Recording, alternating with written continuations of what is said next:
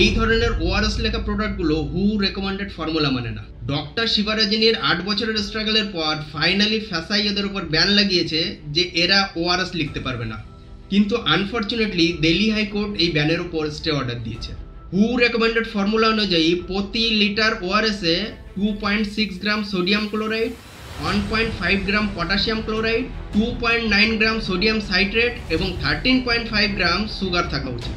কিন্তু এই সমস্ত ড্রিঙ্কসে প্রতি লিটারে 120 গ্রাম সুগার থাকে। তার সাথে 1.17 গ্রাম সোডিয়াম, 0.79 গ্রাম পটাশিয়াম এবং 1.47 গ্রাম ক্লোরাইড থাকে। ডায়রিয়া পেশেন্টদের জন্য ওআরএস এতটাই ইম্পর্টেন্ট যে প্রায় 93% পেশেন্টের জীবন বেঁচে যায় ওআরএস এর জন্য। কিন্তু সেই ওআরএসেই যদি ভেজাল হয় তার মানে সেটা এই বাচ্চাগুলোর জীবনের জন্য সরাসরি থ্রেট। কিন্তু দিল্লি হাইকোর্ট এই স্টে অর্ডার দিয়েছে কারণ কোম্পানিগুলোর 180 কোটি টাকার প্রোডাক্ট এখনও স্টকে রয়েছে, আর গরিব বাচ্চাদের জীবন বাঁচানো থেকে কোম্পানিগুলোর 180 কোটি টাকা বাঁচানো অনেক বেশি জরুরি।